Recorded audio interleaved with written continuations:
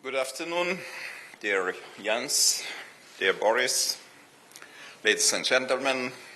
I'm glad to welcome you in Lithuania at the Lithuanian German exercise Griffin Storm. It is of significant importance for Lithuania to have our allies by our side, especially in the current security context in the region. We are at the front line of the alliance. Our border is a NATO border. Russia is executing its bloody war operations just at our doors. Recent events in Russia exposing instability of Kremlin regime and having the Wagner Group on the ground in Belarus could have additional security implications on Lithuania and the entire region. This is why the presence of our allies and the commitment to collective defense are so important to Lithuania.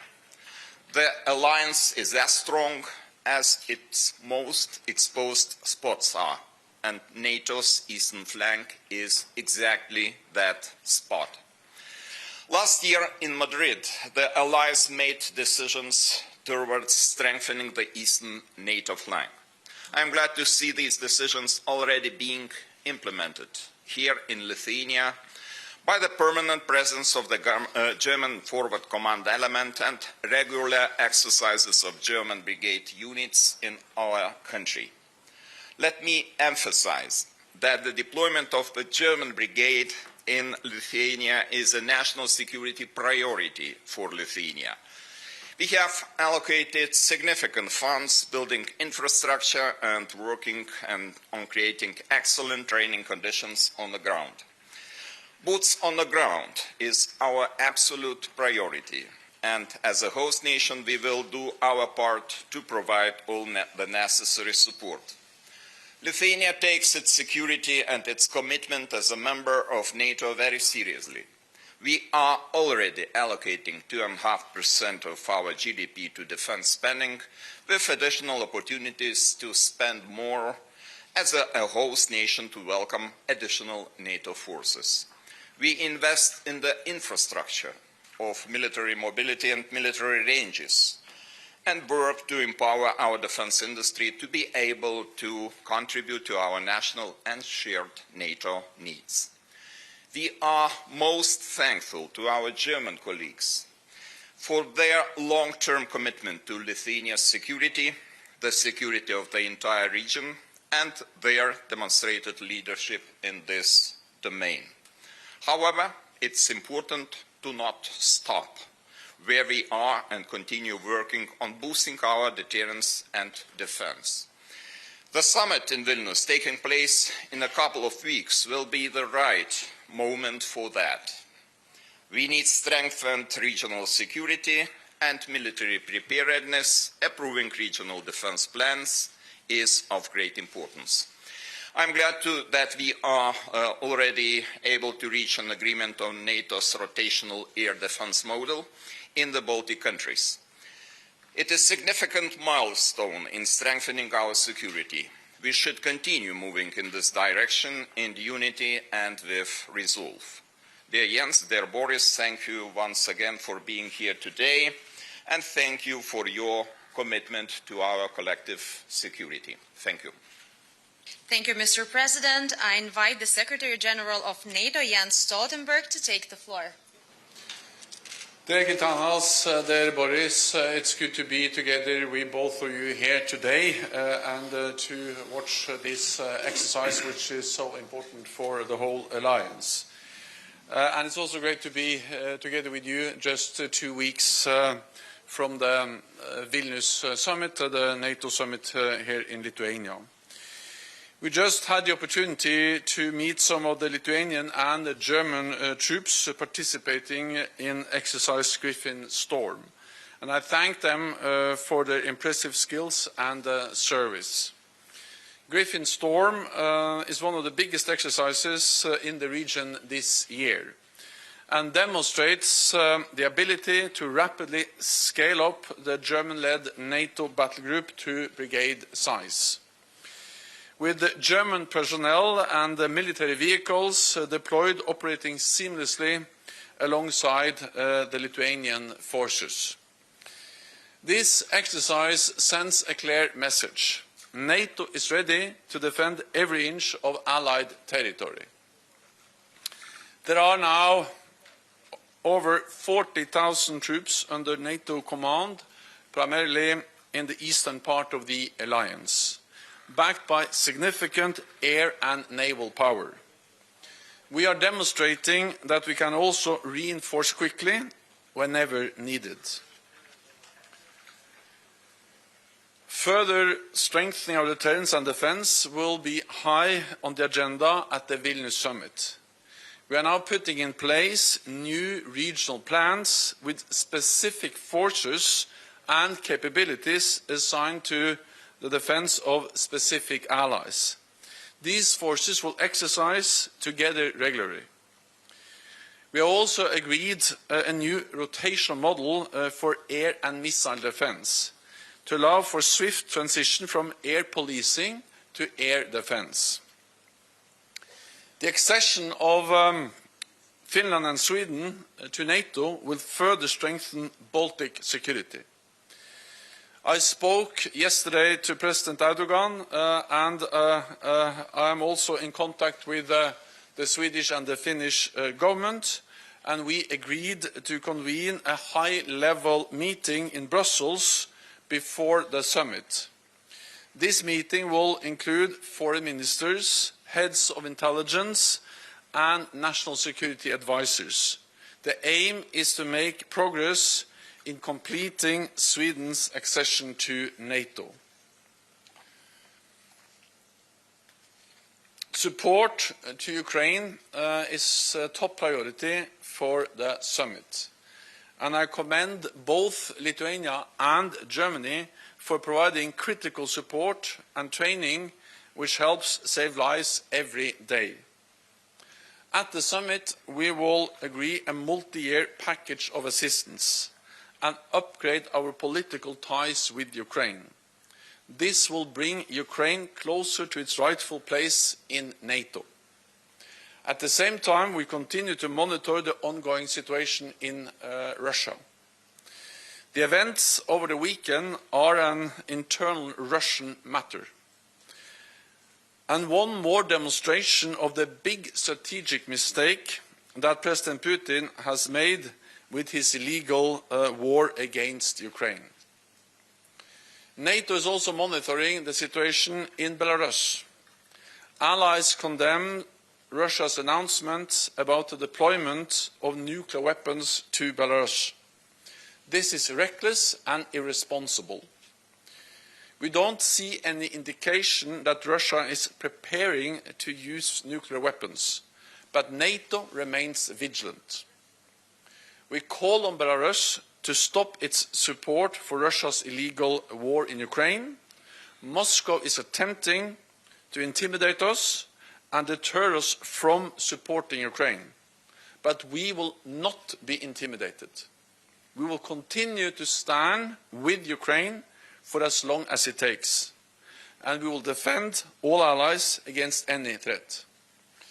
So, Mr. President, Minister, it's great to be together with you here today, and I look forward to continue to work with you and to welcome you to the Vilnius summit. Thank you. I invite the Minister of Defense of Germany, Boris, Pistorius, to take the floor. Thank you very much, President, dear Jens. Ladies and gentlemen, this exercise really was very, very impressive, and the members of the North Atlantic Council quite agree, I think, and I would like to thank them for their visit here. I really appreciate that.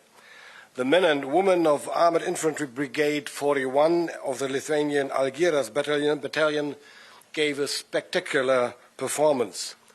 And the cooperation with our Lithuanian friends works very well, has been working very well during the last almost 7 years. And I'm really very grateful in the name of all my troops for the outstanding hospitality of Lithuania. Thank you very much. Armored Infantry Brigade 41 has shown us that they have got what it takes. This is very important too. 1,000 troops, 350 vehicles deployed to Lithuania at a very short notice, just 24 hours, something like that. This was prepared by the forward command element. In Lithuania, they make a powerful contribution to defend NATO eastern flank. Stand side by side with their allies, ready to defend Lithuania together when it is necessary. Now we are looking towards the NATO summit, which also will be protecting at short notice with our additional capabilities, which means we will protect the summit with our air defense capabilities. And I expect we will achieve good results that will continue to challenge us. Let me add something which I already mentioned earlier this day. Germany used to be the eastern flank of NATO territory until the end of Warsaw Pact. And we could always rely and always trust in our allies in NATO, who were always willing and able to protect our security and our freedom in Germany as a very exposed country at the eastern flank of NATO at that time. And nowadays, eastern flank is, for example, the Baltics, Poland, Slovakia and other countries. And Slovakia and Poland and the Baltics are very much exposed in a special way, of course, because of the geographic situation. And Germany, as the biggest economy in Europe and an important member of NATO, of course, is willing and will be able to take responsibility now for the new eastern flank after more than 3 decades. We are willing to contribute our part to protect it. And that means precisely Germany is ready to deploy a robust brigade in Lithuania on a permanent basis, provided that adequate infrastructure, for example, barracks, exercise infrastructure, ammunition depots are given, and that SACEUR, of course, maintains the flexibility needed according NATO planning. This is very crucial too. So therefore, I'm very glad to be here again, and it's certainly not my last time in Lithuania. Thank you very much. Thank you. I invite the media representatives to pose their questions. Please take a microphone, introduce yourself, and indicate who you are addressing your question to. Thank you, Christina. My name is Saulis Jakučanis. I'm from news agency Baltic News Service. I have a question for the German Minister of Defense, Mr. Pistorius. Minister, when Germany will make a decision regarding sending air defense capabilities to Lithuania under this new air defense model, which was agreed in NATO several weeks ago, and also on the other matter, touching upon the press conference previously, where you took place in Vilnius airport, can you indeed confirm that there are Wagner units being stationed to Belarus? Thank you very much. And also, can you confirm that Wagner units are being stationed in Belarus? Thank you. And President Nausėda, I also have a question for you. What are the other countries except Germany Lithuania is negotiating to send to deploy air defense capabilities? Thank you. From my part, I don't have any newer information about the deployment of Wagner troops or units into Belarus. Okay. And what about air defense? Air defense, when you will make the decision to send units to Lithuania? Air defense, well, we made our decision for the summit this year, but not more at the moment.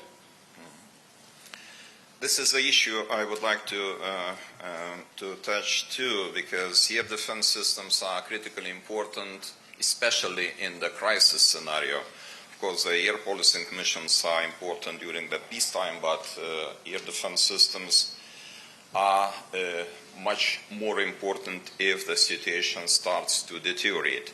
And the war in Ukraine showed that really to control the airspaces is one of the most important possibilities to reduce the losses, especially during initial stage of the crisis.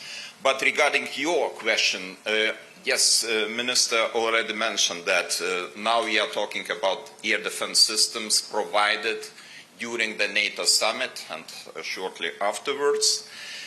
We are talking about air defense systems on a rotational basis after the Vilnius summit. And I already started my discussions with different allies, namely Netherlands, France, Germany, and other countries, but so far it's very complicated issue to answer this question and who will be responsible for which part or which element of air defense systems.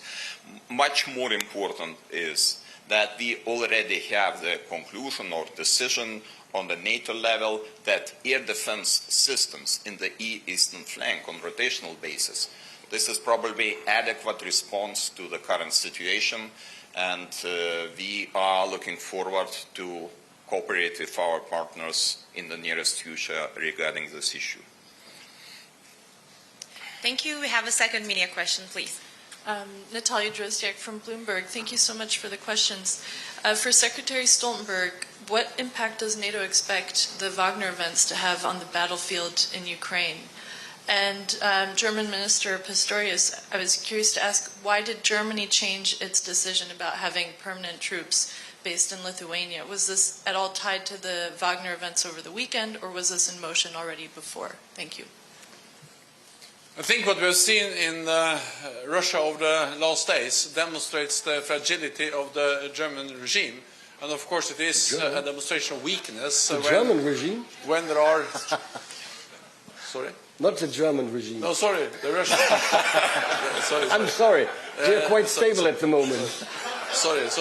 We see the weakness of the Russian regime, and it also demonstrates how difficult and dangerous it is for President Putin to be reliant on mercenaries. That has actually turned against him. And it also demonstrates that it is hard to predict exactly what will now happen in the next days and weeks, but we should not make the mistakes that we are underestimating the Russians. So we need to continue to provide support to Ukraine, and that's exactly what NATO and NATO allies are doing with military support, but also support for the long term. And that's in a way what we can say today about the effects on the battlefield in Ukraine. To your question, it is not really a change of our position. What I wanted and what I did emphasize today was to say we are willing to do that under two preconditions. And the one is, of course, the infrastructure which the Lithuanian government is willing and prepared to provide as soon as possible. And we agreed to build up the brigade in the same speed like improving, like building up the infrastructure succeeds in Lithuania. And the second point is very important too, regarding and looking to Jens Stoltenberg. Of course, SACEUR has certain interests and very important interests too. So we said he has to have the possibility to maintain military flexibility at the eastern flank, which is very important too. So if he does not disagree, we will go on and proceed in that way. From my side, I can only assure you that our part of the job we will do as good as possible and as quick as possible, meaning elements of infrastructure in order to accommodate the brigade size presence of German troops in my country. Thank you. We have time for one last question, please. Thank you very much. Michael Fischer, German press agency. I have a question for the Secretary General, first of all. Does NATO need to react in any way on the recent developments in Russia? President Nausėda, for example, suggested yesterday to strengthen the eastern flank of NATO right now if the Wagner troops will settle in Belarus. Is that an option from your point of view, or are there any consequences for the NATO-Russia Founding Act? And my second question to you would be, what message goes out from the permanent deployment of the German brigade that was announced by Minister Pistorius today? What message goes out to Mr. Putin and Mr. Lukashenko from that deployment? And Mr. Nausėda, a question on the brigade too. The condition is that Lithuania builds the infrastructure for the brigade. By when will that be finished? Let me start by saying that we, of course, very much welcome the German leadership, which has been demonstrated throughout actually a long time, but it's very much enhanced by the German announcement today, because a German-led battle group, but also more German troops deployed here, shows a strong German commitment to our collective defense, to our shared security, and it's part of the adaptation of NATO which has taken place since 2014, with high readiness of forces, but also with more deployments of combat-ready NATO troops in the eastern part of the lines, including the battle groups, and one of them is the German-led battle group here in Lithuania. So this demonstrates German leadership, German commitment to our transatlantic bond, and it also demonstrates the value of a multilateral NATO commitment to a country like Lithuania. It sends, of course, a message, our presence here, and also the exercise we just watched, of NATO readiness and NATO capability to defend every inch of NATO territory. And the reason we do that is, of course, not to provoke a conflict, but it is to prevent the conflict, because credible deterrence is about preventing war, it's about preventing conflict, it's about preventing an attack and preserving peace. And this is not only about forward presence, which is important, but it's also about pre-positioned equipment supplies, high readiness and exercises. So it's all of this together, backed also by significant air and naval power. And that also fits into the issue of air defense. I think, of course, land-based air defense systems are important, but we have to understand that when we now have this rotational model in place for air defense, which can make it easier for us to switch from air policing to air defense, air forces is also part of air defense, and naval forces can also provide significant air defense capabilities on very short notice. So this is the German announcement is welcomed, and it's part of a pattern, a big adaptation of NATO that have taken place over several years. One more thing about this is that we will also make important decisions at the Vilnius Summit on the new force structure, the new force model, and also with plans that will dedicate specific forces to protect specific territories. This is the first time since actually the Cold War where we are going to have plans linked to specific forces to protect specific territories. Then the first question was on... yeah, well, so first of all, I think it's a bit early to say exactly, because things may still evolve. Second, we are, of course, monitoring very closely, and we are able to react quickly if there is a need. At the same time, I think it is important to remind you all that this is about internal Russian matters. And therefore what NATO is focused on is to support Ukraine. It demonstrates the fragility of the Russian regime, but it's not for NATO to intervene in those issues. That's a Russian matter. What matters for NATO is to not be intimidated, not be prevented from continue to provide unprecedented support for Ukraine, and also, of course, to have the necessary deterrence and defense. We have that already. We have increased our presence over the years, and with the German announcement, we have yet another example of how allies are increasing their presence. But again, it's not only about presence, it's also about the ability to have early warnings, indications, and then react quickly if there is a need, and this exercise demonstrates exactly that.